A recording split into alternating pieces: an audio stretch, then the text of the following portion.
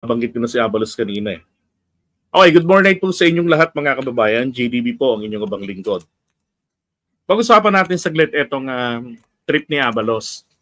Sabi ni Abalos, kung magagawa po natin ito, bababa ang presyo ng kuryente, papasok ang negosyo, dadami ang trabaho, at gagaan ho ang pagbabayad ng ating mga kababayan. I totally agree. Bakit?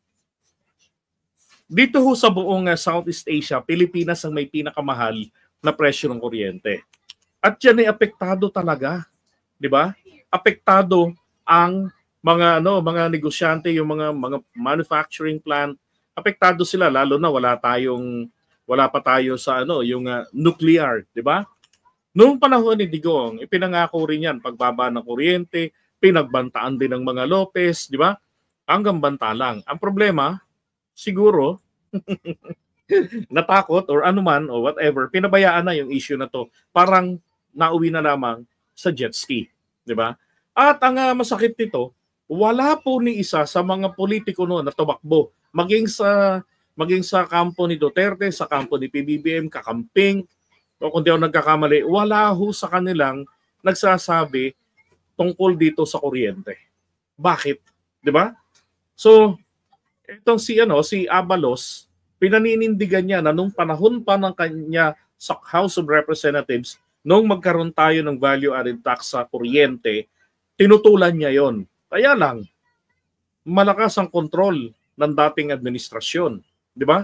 Na kung saan, tumaas na nga yung buwis natin dyan sa kuryente, ang pinakamasamang nangyari talaga dyan, ang ating National Power Corporation na later on, panahon ni Cory Aquino, nauwi po sa National Brownout Corporation, di ba?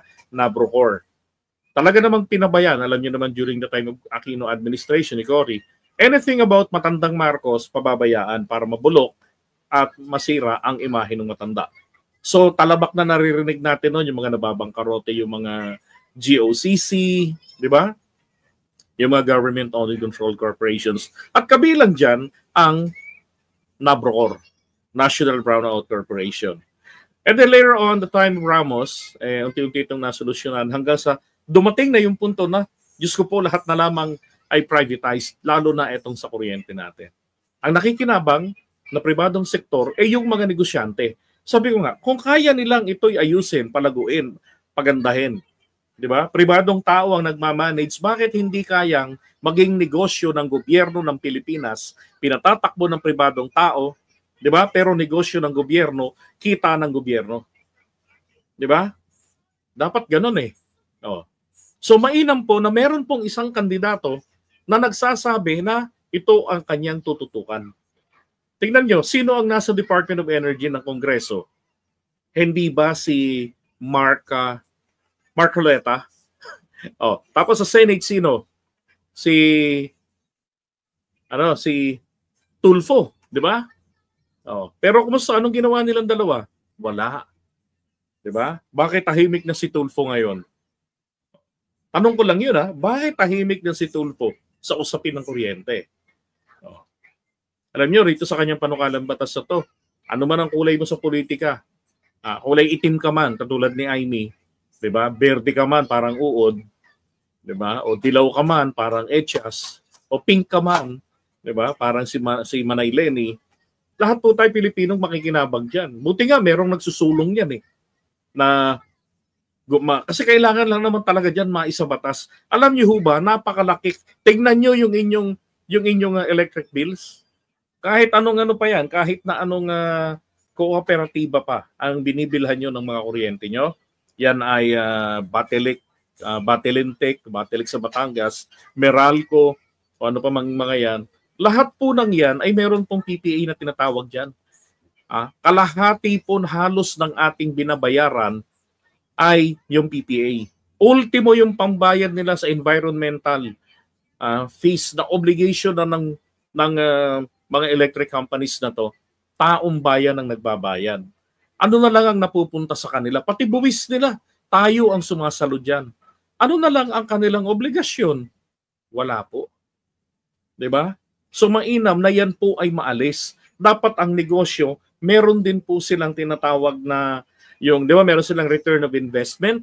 Meron din po dapat diyan na risk.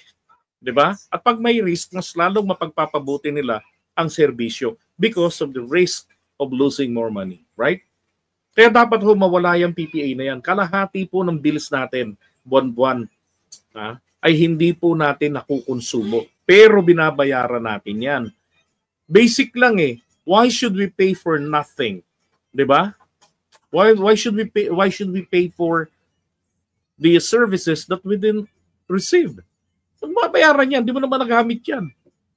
Oh. So, paano ho yan mababago? Kailangan po ang isang batas. Set, Gatorade nga. Di ba? Kailangan po batas talaga ang gumalaw dyan. Di ba? Tsaka si Abalos, tignan nyo. Ito, kaibigan ni PBBM. Di ba?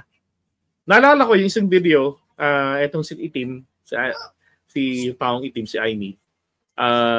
Unang-unang launch ng alyansa sa Ilocos Norte, ayaw niyang sumali. Di ba? Pero napansin niyo ba na pagkatapos nilang magtaas-taas ng kamay, she approached PBBM, lang hiya, gusto niya pala, mag-isa siya itataas ang kamay.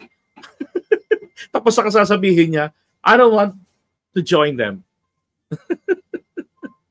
Di ba? Si Abalos, nung araw pa kaibigan na to ng Pangulo natin. Di ba? Pero hindi po nyo makikita sa kanyang mga election eklabus, mga pictures niya or even videos na gamit niya si PBBM. So gumagalaw po si Abalos nang may sariling, 'di ba? Nang may sariling diskarte. Hindi mo makikita yan. Yung nga, una nakapansin yun si Mami Peng eh.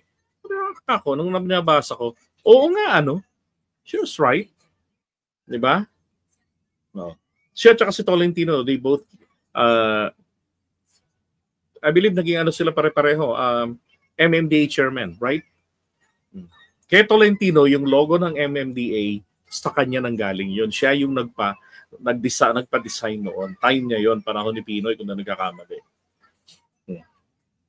Now, sabi nito, he pointed to his track record as DILG secretary, where he fast-tracked the construction of 26 installed power transmission lines across Visayas and Mindanao within 6 months. Totoo yan, di ba? Sa Panay Island, di ba? Nababalita nun, brownout sila palagi, may pumuputok-putok, mga ganon. So hanggang Mindanao, problema sa kuryente. Ano ang problema? Tragis na yan. Yun lang palang access na hindi nasusolusyonan. And then siya ho yung nakagawa, di ba? So, punto ko rito, mainam po na meron taong marunong umintindi sa root cause of the problem. Sapagkat, kahit anong apply mo ng gamot dyan, nandun pa rin ang pinag-uugatan. Magre-reoccur lang yung problema. So, gamutin mo kung ano yung problema. Diba? So, yung mga access way lang pala, yung mga right of way na tinatawag, yun na, nasolusyonan yan.